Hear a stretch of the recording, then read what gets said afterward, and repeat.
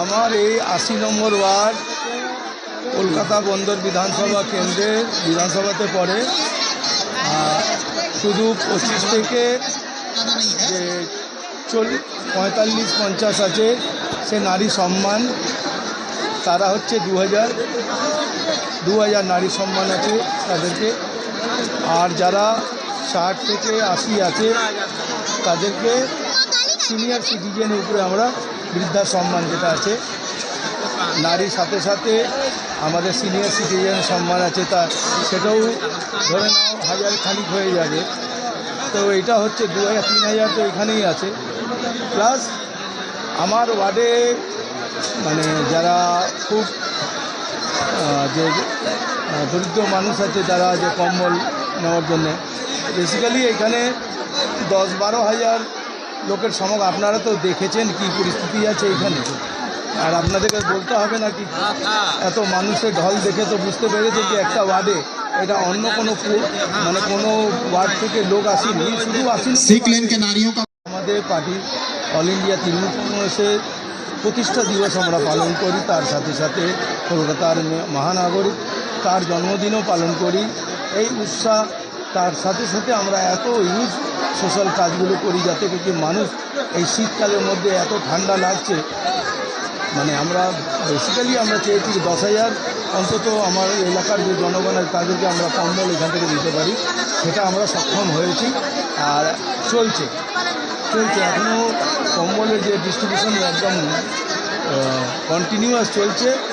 আর আপনারা দেখছেন কি নারী সম্মান হচ্ছে, তারপরে সিনিয়র সিটিজেন তাদের সম্মান হচ্ছে, এই করে করে রাত হয়ে যাবে, দেখা যাক কতক্ষণ লাগে। দাদা 2026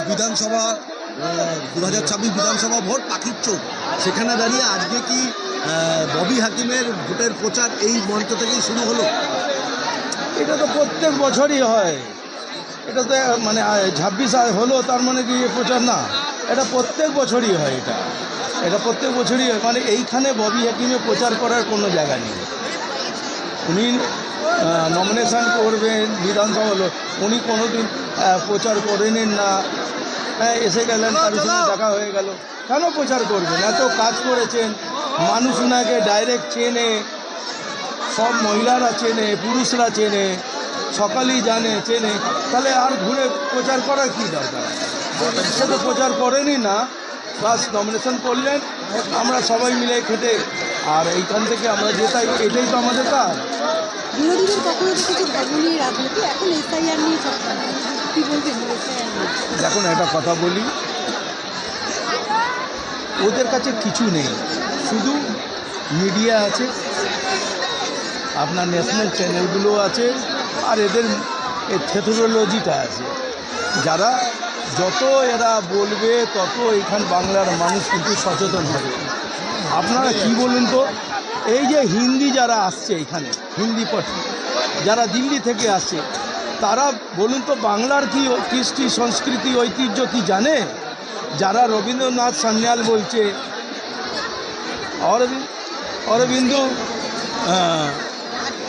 অরবিন্দ বলছে, আবার বঙ্কিমদা চট্টোপাধ্যায়কে বঙ্কিমদা বলছে, তারা একটু সেন্স আছে কি এই যে মনি ঋষিরা যারা আমাদের ভারতবর্ষের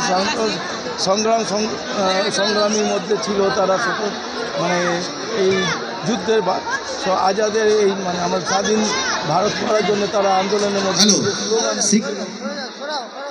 তাদেরকে যদি উল্লেখ করা যায় নিন্দা ভাষায়, তাহলে এদের হাতে কি বাংলার মানুষ, বাঙালিকে বলছি আমি মুসলমান ছাড়ুন আমার কথা, আমি বাঙালি যারা এই মাটি থেকে জন্ম নিয়েছে, তারা কি এই যে হিন্দি পার্টি দিল্লি থেকে এসে যে এইখানকার কিছু বহিরাগত যে বাঙালি যারা আছে, যে তৃণমূল করে কংগ্রেস করে যারা বিজেপিতে ঢুকেছে, তাদের কথাতে আপনারা ভোট দিয়ে ওদেরকে জেতাবেন যাতে আপনার কৃষ্টি সংস্কৃতি ঐতিহ্যকে নষ্ট করবে?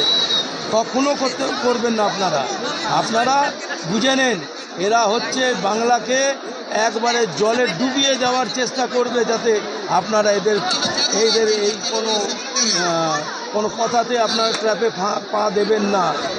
একদম সতর্ক হয়ে থাকুন, চিন্তা করুন কি আপনার দেখাশোনা কে করে, আপনার দেখাশোনা কে করতে পারে, 34 বছর তো আপনারা দিয়েছিলেন বামপন্থী, চেঞ্জ করেছেন। মমতা ব্যানার্জি কাজ করছে গরিব মানুষের জন্য, খেটে খাওয়া মানুষের জন্য, সমস্ত শিল্পপতি পরিবারের জন্য কাজ করছে। হ্যাঁ, বিচুর করেছে।